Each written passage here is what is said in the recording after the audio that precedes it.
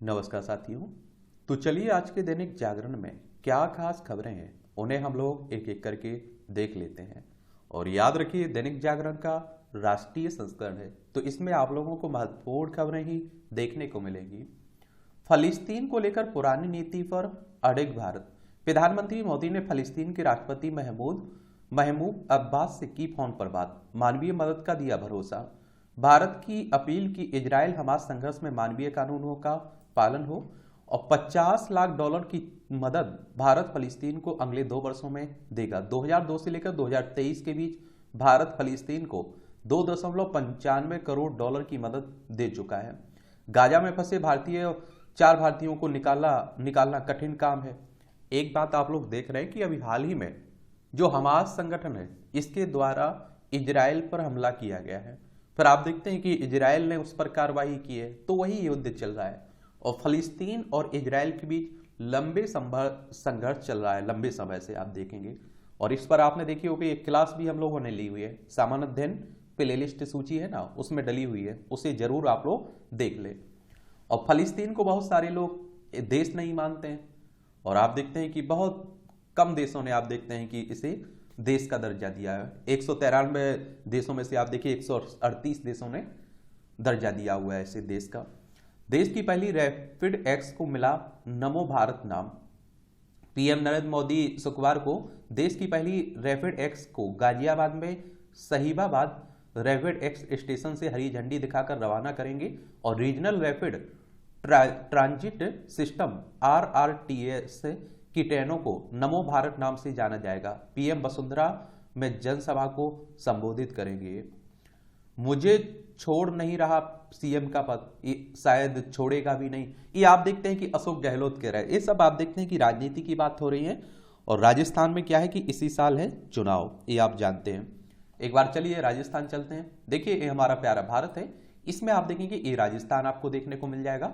जयपुर इसकी राजधानी है और आप देखेंगे इसकी सीमा पाकिस्तान से लगती है। राज्यों में आप देखें तो गुजरात हो गया इसका पड़ोसी, और आप देखें मध्य प्रदेश हो गया, उत्तर प्रदेश हो गया, हरियाणा हो गया, पंजाब हो गया। और क्षेत्रफल में सबसे बड़ा राज्य है भारत में राजस्थान। इसका क्षेत्रफल कितना है? 3,42,239 वर्ग किलोमीटर में फैला हुआ है। यहाँ के राज्यपाल हैं कलराज मिश्रा, मुख्यमंत्री अशोक गहलोत हैं। विधानसभा में 200 सीटें हैं, राज्यसभा में 10 सीटें हैं, लोकसभा में 25 सीटें हैं आपको देखने को मिलेगी। और देखिए जो विधानसभा के चुनाव होते हैं, राज्यसभा के चुनाव होते हैं, राष्ट्रपति उपराष्ट्रपति के चुनाव होते हैं, लोकसभा के चुनाव होते हैं, इन्हें करवाता कौन है? इलेक्शन कमीशन ऑफ इंडिया, भारतीय निर्वाचन आयोग, एक संवैधानिक संस्था है। संविधान के अनुच्छेद 324 के तहत इसकी स्थापना की बात की गई है। 25 जनवरी 1950 में स्थापना हुई थी। 25 जनवरी को आप लोग मतदाता दिवस मनाते हैं। नई दिल्ली में इसका सचिवालय देखने को मिलेगा।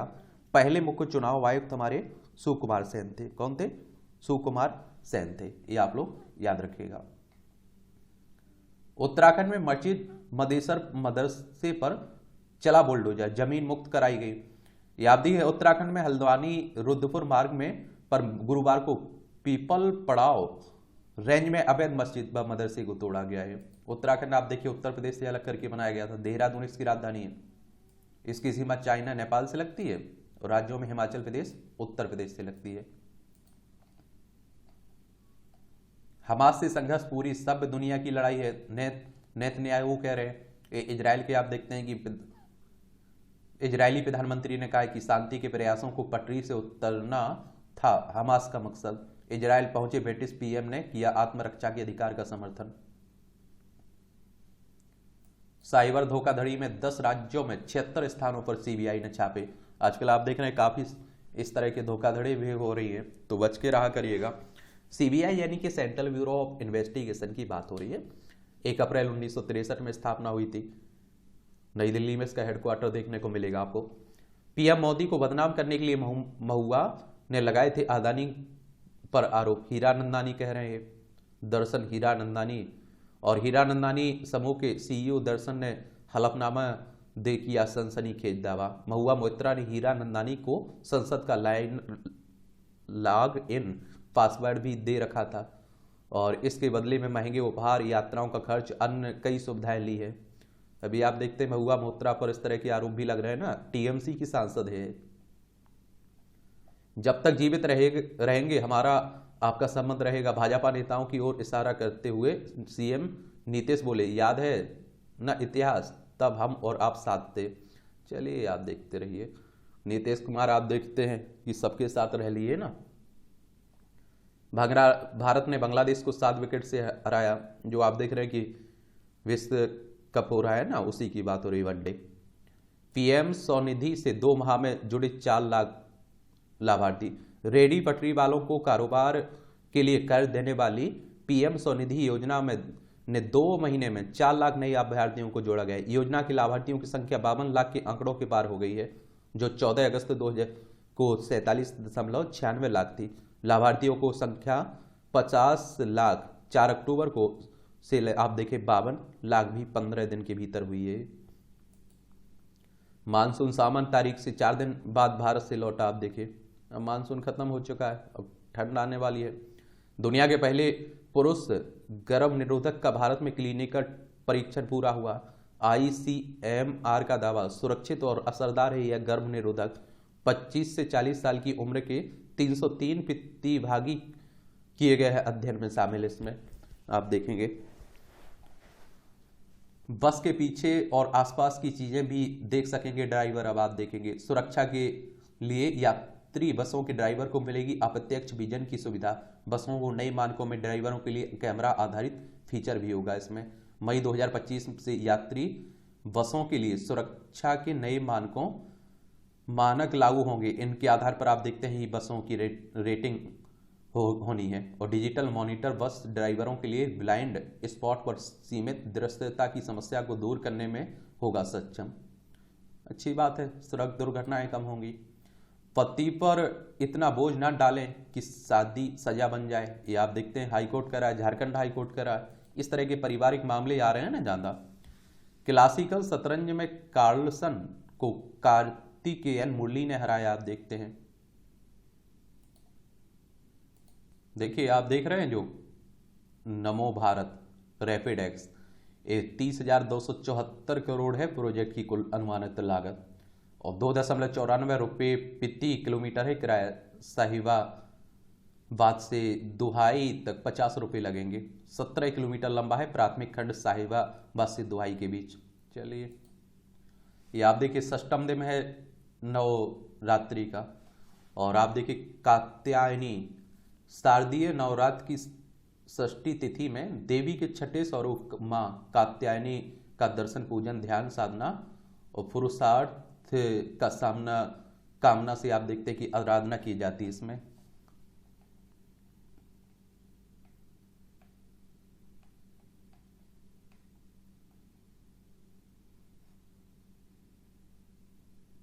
पति या पत्नी के जीवित रहते दूसरी शादी अवैध है, ये हाईकोर्ट कह रहा है। कहा जीवन साथी के जीवित रहते दूसरी शादी के लिए सहमति की कोई वैधता नहीं है। हिंदू विवाह अधिनियम में दूसरी शादी के लिए जीवन साथी जीवित नहीं होना चाहिए। ये आप देखे होना चाहिए तो अलग हो जाना चाहिए, ठीक है, उसी की बात हो रही है।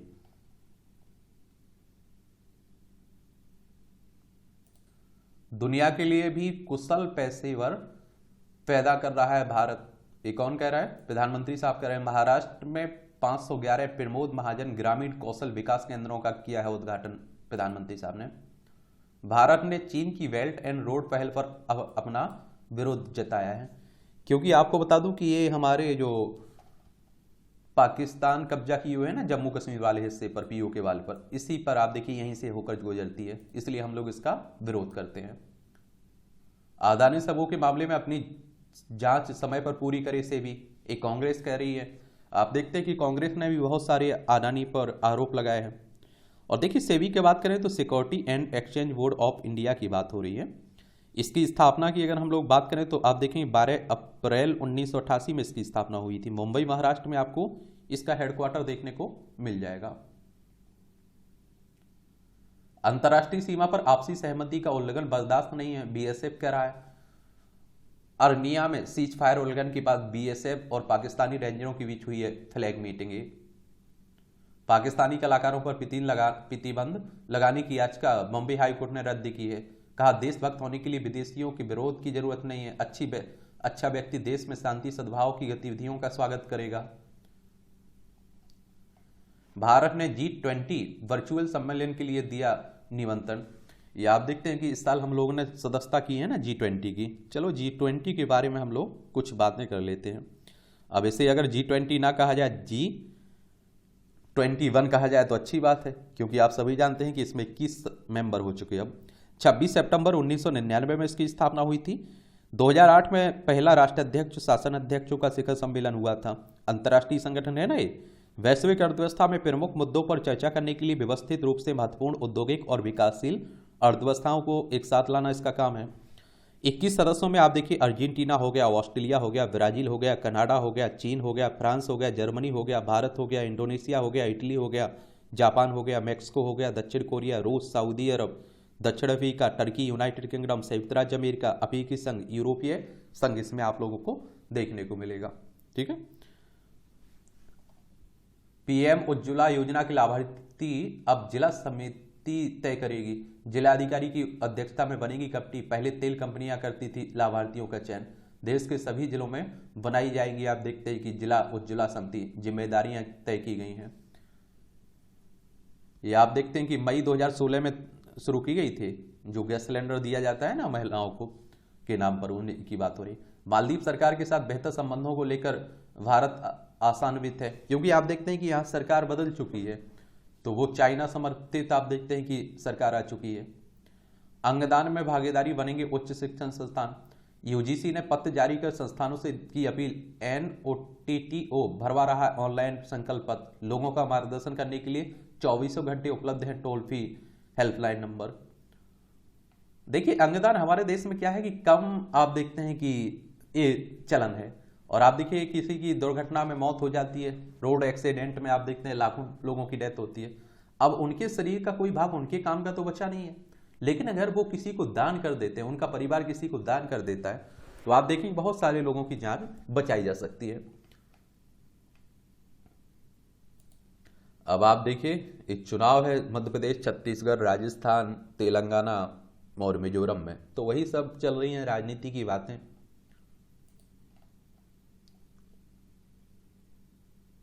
आरोप प्रत्यारोप एक दूसरे पर खूब चलते हैं, आप देखते हैं।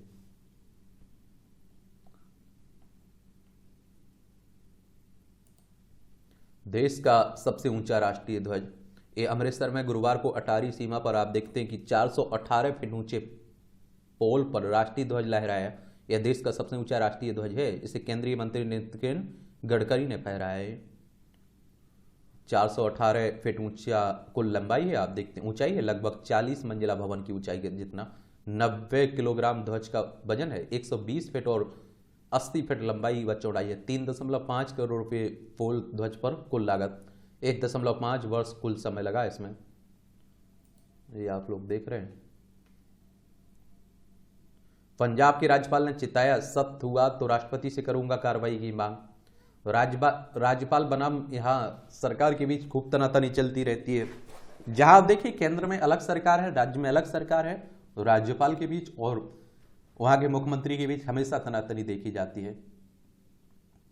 छत्तीसगढ़ शराब घोटाले में कोर्ट ने ईडी से पूछा इतनी जल्दी क्यों। ईडी ने आरोपितों के खिलाफ NVW के लिए निचली अदालत में दायर की अर्जी। और आप देखते हैं कि शीर्ष अदालत ने 18 जुलाई को आदेश में कहा था कि ईडी को खुद पर नियंत्रण रखना चाहिए। ईडी यानी कि इन्फोर्समेंट डायरेक्टरेट की बात हो रही है। इसकी स्थापना कब हुई थी, इसका हेडक्वार्टर कहाँ है, ये आप लोग बताइए। घर में जीसस की फोटो का मतलब यह नहीं कि शख्स ईसाई बन गया है, ये हाईकोर्ट कह रहा है। देखिए उत्तराखंड को वेटिन की तरह यूएई से भी मिले 15,475 करोड़ रुपए का निवेश।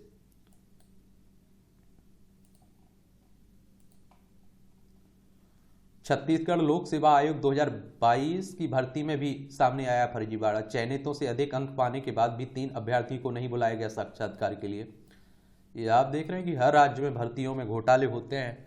बेचारे जो मेहनत करते हैं वो पीछे रह जाते हैं। बड़गाम और बनिहाल के बीच विस्टाडोम शुरू हुआ है। नई दिल्ली से रेल मंत्री अश्विनी वैष्णव बड़गाम में जम्मू कश्मीर के उपराज्यपाल ने दिखाई है, आप देखिए झंडी।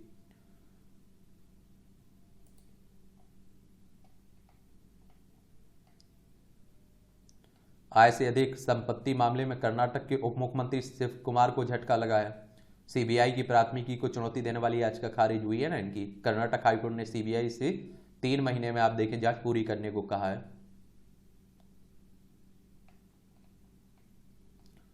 मुस्लिम युवकों को बांध कर पीटने के मामले में 4 पुलिसकर्मियों को सजा हुई है। गरबा कार्यक्रम में युवकों ने किया था पथराव, पीड़ितों ने मुआवजा लेने से कर दिया था इनकार। चलिए गुजरात में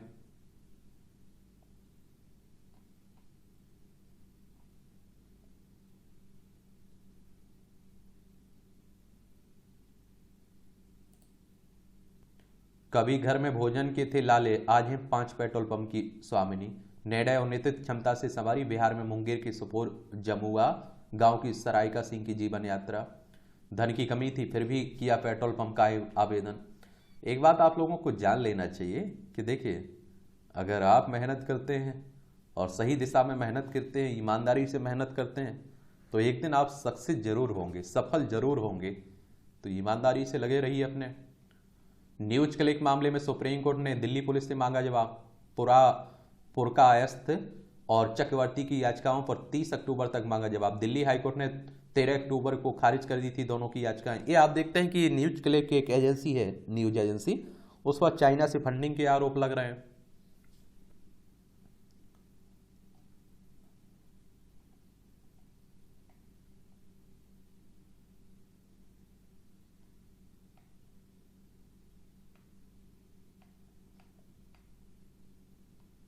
फरवरी में आर पार होगी उत्तराखंड की सबसे लंबी सड़क सुरंग।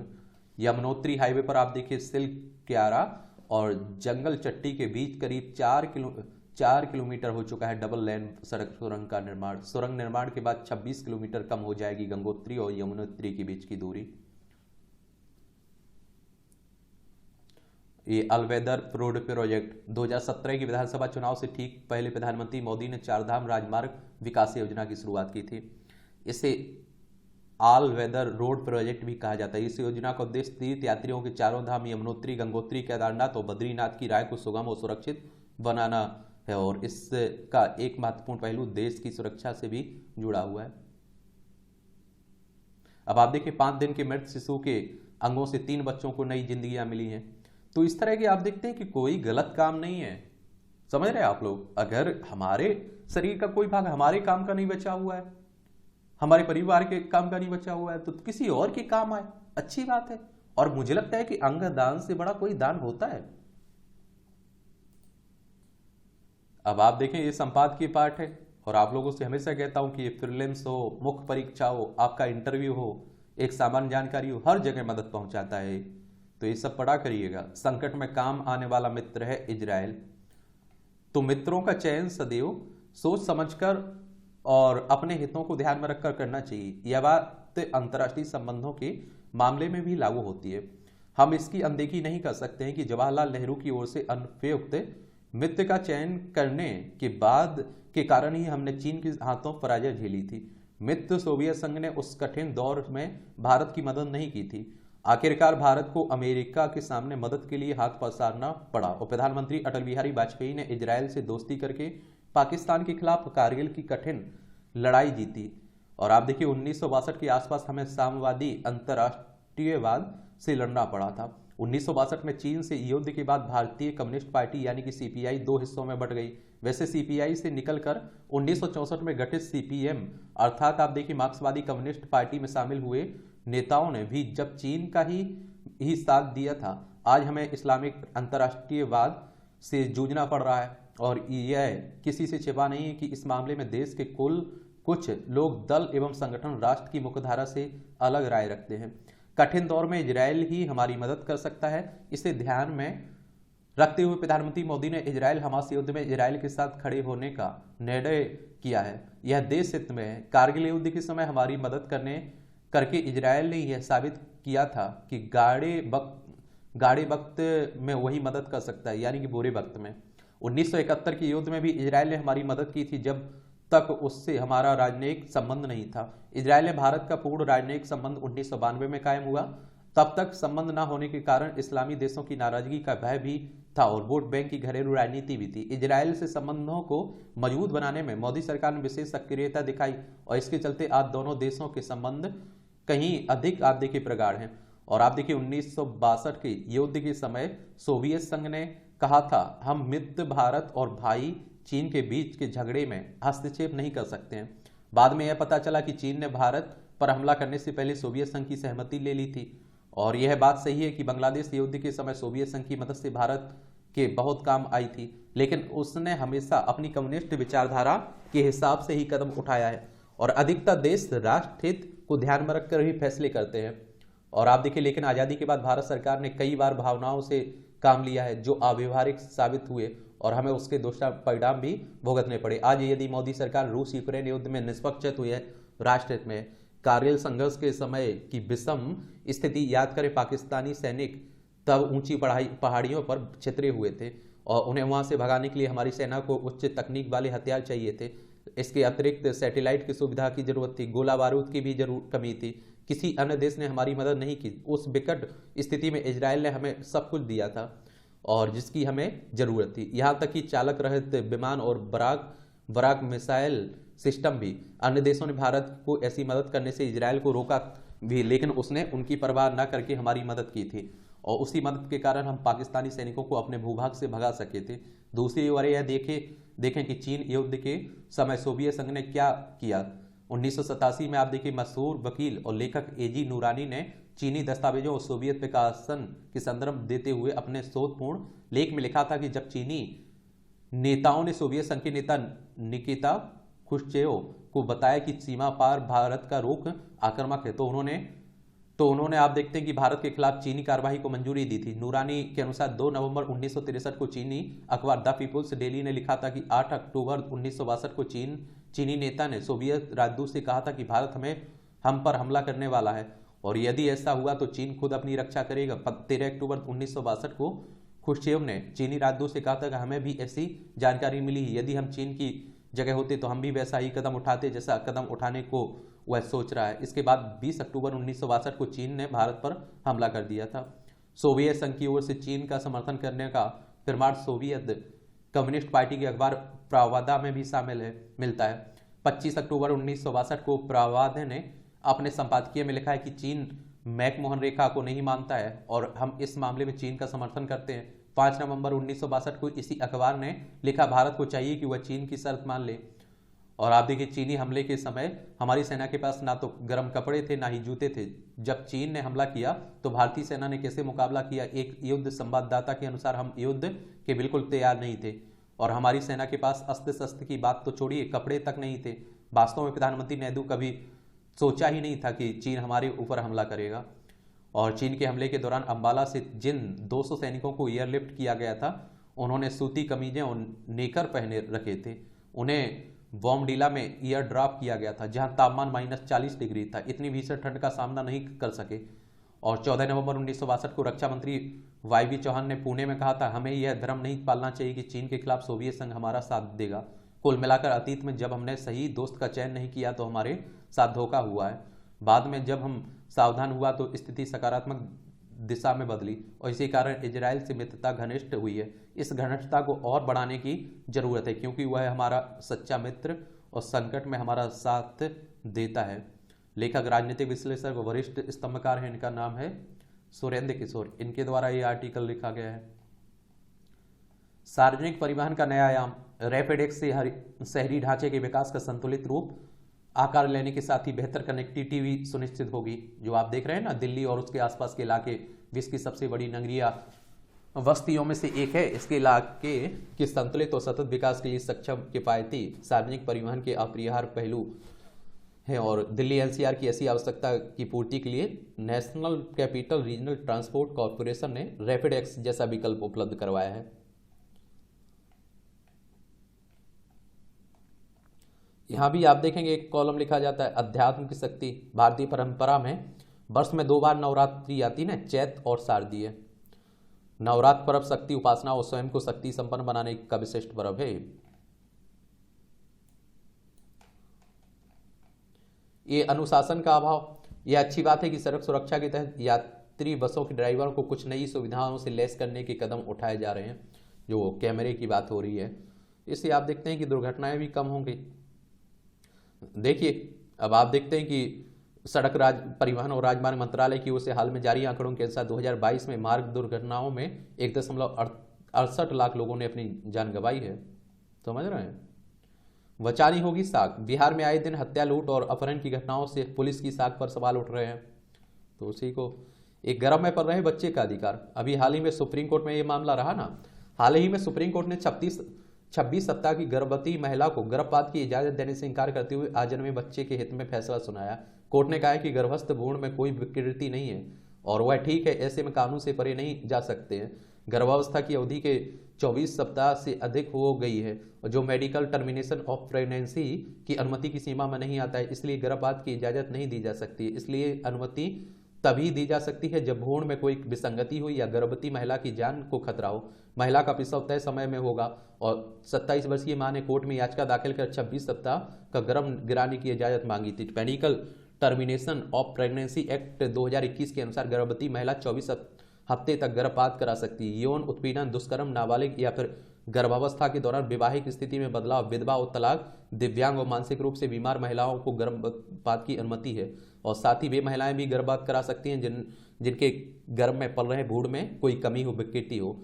याद रहे कि भारत में पहली बार 1971 में गर्भपात कानून पारित किया गया था। उस वक्त दुनिया के प्रगतिशील देशों में भी ऐसा कानून नहीं था। भारत में गर्भपात कानून का उद्देश्य महिलाओं का सुरक्षित गर्भपात कराना, गर्भपात सेवाओं तक पहुंच में वृद्धि करना, महिलाओं को स्वस्थ एवं बेहतर जीवन प्रदान करना, मातृ मृत्यु दर को कम करना और गर्भपात की जटिलताओं में कमी लाना।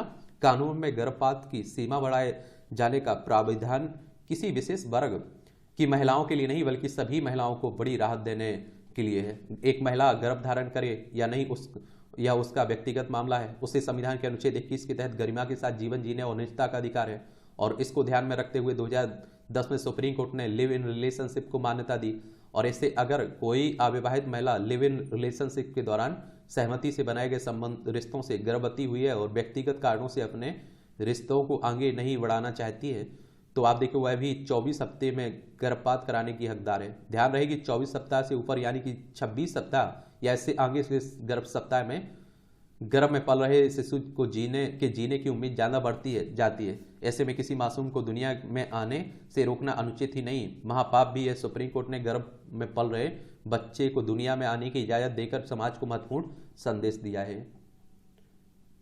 चलिए छोटे छोटे कॉलम रहते हैं, ये भी देख लिया करिएगा। बेरोजगारी से निपटने में मिल रही सफलता। सामाजिक आर्थिक परिदृश्य में व्यापक परिवर्तन होने से पिछले कुछ दशकों के दौरान सभी के लिए रोजगार का मुद्दा महत्वपूर्ण हो गया है। केंद्र और राज्य सरकारों के लिए अक्सर यह मामला कई प्रकार की मुसीबतें पैदा करता है। विशेष रूप से कोविड महामारी के दौरान अनेक प्रकार के रोजगार समाप्त होने से यह संकट अधिक गंभीर हो गया है। ऐसे में सभी के लिए राहत की बात यह है कि इस दिशा में किए जाने वाले प्रयासों से देश में रोजगार के अवसरों में निरंतर वृद्धि हो रही है। अच्छी बात है, नियमित होने लगे रोजगार के करोड़ों अवसर। ये आप देखेंगे कि रावण जिंदा है, खरी खरी तंज कसा जाता है। कितना कारगर होगा भाजपा का समीकरण झारखंड में। फेक वीडियो की बढ़ती चुनौती। इंटरनेट मीडिया के बढ़ते प्रसार के साथ ही फेक वीडियो की चुनौती भी निरंतर बढ़ती जा रही है। लिहाजा इस संबंध में अधिक सतर्कता बरतने जाने की आवश्यकता है। और मैं आप लोगों से भी कहता हूं कि आप लोग भरोसा तब किया करिएगा जब आपको हकीकत में मालूम चल जाए, वरना अधिकतर आप देखते हैं कि झूठी खबरें आग की तरह फैलती हैं। ये आप देखिए इकोनॉमी से जुड़ी ही खबरें हैं। भरोसेमंद माध्यम से ही आयात कर सकेंगे लैपटॉप। सरकार ने आईटी हार्डवेयर उत्पादों की आयात नीति में बदलाव किया। लागू होगी ऑथराइजेशन प्रणाली और आयात की ऑथराइजेशन प्रणाली अगले साल 30 सितंबर तक रहेगी। इसके बाद सरकार डाटा की समीक्षा करेगी और आगे की नीति आप देखते हैं तय करेगी। और 511.84 करोड़ डॉलर आयात किया गया चीन से और 80.9 करोड़ डॉलर का आयात हुआ हांगकांग से और 140.4 करोड़ डॉलर का आयात सिंगापुर से किया गया। 34.4 करोड़ डॉलर का आयात किया गया अमेरिका से। त्योहारी सीजन में भी नहीं बढ़ेंगे खाने पीने की चीजों के दाम। एलन मस्क की टेस्ला का मुनाफा 44% घटा। कम कीमत में खरीद सकेंगे एचपी के लैपटॉप। 1 अरब टन से अधिक रह सकती है कोयले की आपूर्ति। 14,000 कर्मचारियों की छटनी करेगा नोकिया। मुद्रास्फीति में नरमी से आरबीआई से ने आर्थिक बुनियाद मजबूत हुई, आरबीआई कह रहा है। ये आप देखिए आरबीआई यानी कि रिजर्व बैंक ऑफ इंडिया 1 अप्रैल 1935 में इसकी स्थापना हुई थी। मुंबई में हेडक्वार्टर देखने को मिलेगा। गूगल भारत में बनाएगी पिक्सल स्मार्टफोन। रोजगार के अवसर ही नहीं होगी कमी, क्रिस्टल कह रही है, रेटिंग एजेंसी है। विदेश मंत्री साहब आप देखेंगे जयशंकर साहब सिंगापुर के रक्षा मंत्री से मुलाकात कर रहे हैं। ईरान की महसा अमीनी को ईयू का शीर्ष मानवाधिकार पुरस्कार मिला। हिजाब ना पहनने के आरोप में पुलिस हिरासत में पिछले साल हुई थी इनकी मौत। और यूरोपीय संघ यह पुरस्कार सोवियत असंतुष्ट अंदेई सखारोव के नाम पर 1988 में रखा था। चलिए,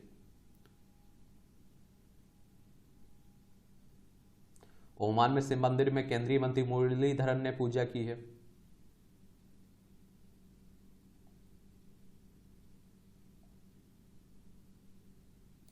ये आप देख रहे हैं इजराइल और वही हमास के बीच जो संघर्ष चल रहा है।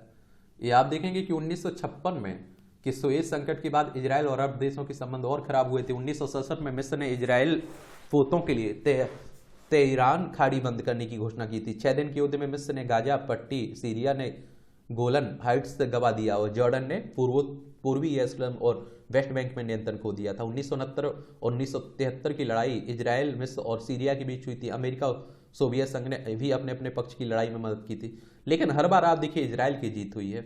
और अरब राष्ट्रवाद तो अरब देशों ने इजराइल के साथ बार बार युद्ध किया और नतीजे के तौर पर सिर्फ फलस्तीन बल्कि दूसरे अरब देशों को भी अपनी जमीन इजराइल के हाथों गंवानी पड़ी। 1950-1960 के दशक में अरब राष्ट्रवाद पूरे उभार पर था। इस दौरान फलस्तीन का मुद्दा अरब राष्ट्रवाद के केंद्र में रहा। कई अरब नेताओं की इसकी वजह से सत्ता भी मिली। और आप देखिए जिन अरब नेताओं ने इजराइल के साथ संबंधों को सामान्य बनाने का प्रयास किया उनकी कीमत भी चुकानी पड़ी। अब्राहम समझौता 2020 में इजराइल, बहरीन और संयुक्त अरब अमीरात के बीच अब्राहम समझौता हुआ था। सऊदी अरब भी इजराइल के साथ संबंध सामान्य बनाने के लिए बातचीत कर रहा था। हालांकि इन देशों की जनता इस समझौते के खिलाफ थी और मौजूदा समय में अरब देशों में इजराइल के खिलाफ चल रहे विरोध प्रदर्शन में आम लोग अपनी भावनाएं जाहिर कर रहे हैं। चलिए आप देखते रहिए, चल रहा है, कब तक चलेगा देखने लायक होगा।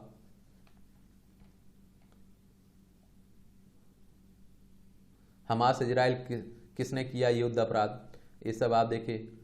क्या है हमास से युद्ध अपराध? हमास ने इजराइल के नागरिकों की उनके घर में हत्या की है एक तरह से। जब आप देख रहे हैं 1949 में 4 बातों पर सहमति बनी थी। इसमें के तहत कहा गया था कि घायलों बंदियों के साथ युद्ध के समय मानवीय व्यवहार किया जाएगा। बंदियों की हत्या, उत्पीड़न, उनके साथ अमानवीय व्यवहार नहीं किया जाएगा। और आप देखिए कि सेनाएं दूसरे पक्ष के बीमार और घायलों को इलाज मुहैया कराएंगी। नियमों 2 देशों के बीच युद्ध या 2 पक्षों के बीच संघर्ष इजराइल और हमास, जिसमें एक पक्ष देश नहीं दोनों पर लागू होगा। और सशक्त संघर्ष के कुछ तय नियम है। संयुक्त राष्ट्र चार्टर के अलावा अंतर्राष्ट्रीय स्तर पर इन नियमों को मान्यता हासिल है। ये नियम आक्रामक युद्ध का निषेध करते हैं। युद्ध के समय सेनाओं और सभी पक्षों किस तरह का व्यवहार करेंगे, इस पर जेनेवा सम्मेलन सहित कई अंतर्राष्ट्रीय मानवीय कानून द्वितीय विश्व युद्ध के बाद बनाए गए और लगभग हर देश ने इस पर सहमति भी जताई है। ये आप देखिए खेल का क्षेत्र, क्रिकेट आप देखते हैं हमारे देश में सबसे ज्यादा पसंद किया जाता है। आईसीसी फिर भारत और पाकिस्तान के भरोसे है ये सब। मुंबई ने हरमनप्रीत, दिल्ली ने शेफाली को किया रिटेन महिला प्रीमियम लीग के लिए। मेसी को इंटर मियामी से वार्षिक अनुबंध 200 करोड़ रुपए मिले। क्लासिकल शतरंज में आपको बताया ना कार्तिकेयन ने रचा इतिहास। सिंधु डेनमार्क ओपन के क्वार्टर फाइनल में पहुंच चुकी है। बैडमिंटन खिलाड़ी है ना ये, आए हैं त्योहार टक्कर को तैयार। चलिए देखा लिया करिएगा, देखना हुआ करे तो। विज्ञान को शांति से सोने दें लेकिन जगने की उम्मीद बाकी है, सोमनाथ कह रहे हैं। भारतीय अंतरिक्ष अनुसंधान संगठन के अध्यक्ष। इसरो की स्थापना कब हुई थी, इसका हेडक्वार्टर कहाँ है, ये आप लोग बताइएगा। जितनी सुनवाई आरोप तय करने पर हुई उतने में आधा ट्रायल हो जाता। ये महिला पहलवानों के यौन उत्पीड़न मामले में आप देखें, जो भारतीय कुश्ती महासंघ के पूर्व अध्यक्ष और भाजपा सांसद ब्रजभूषण शरण सिंह को अदालत ने पीसी से 1 दिन की छूट दी है।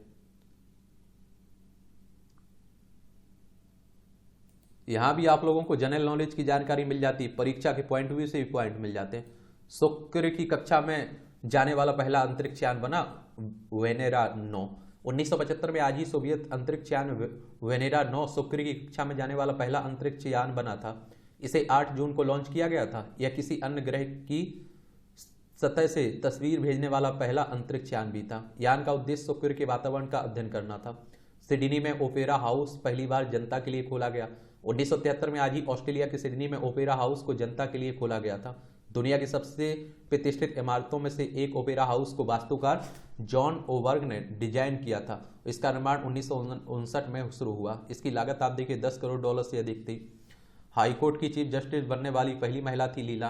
प्रख्यात न्यायविद लीला सेठ का जन्म 1930 में आज ही लखनऊ में हुआ था। 1958 में लंदन वार परीक्षा में टॉप किया। 1978 में दिल्ली हाईकोर्ट के न्यायाधीश बनी। 5 अगस्त 1991 को हिमाचल प्रदेश हाईकोर्ट ने बतौर चीफ जस्टिस नियुक्त होकर देश के इतिहास में किसी भी हाईकोर्ट की चीफ जस्टिस बनने वाली पहली महिला बनी। 2012 में निर्भया गैंग रेप के बाद जस्टिस वर्मा समिति के अध्यक्ष के रूप में लीला ने महिलाओं को सुरक्षित रखने के लिए उपायों का रोडमैप तैयार करने का भी योगदान दिया था।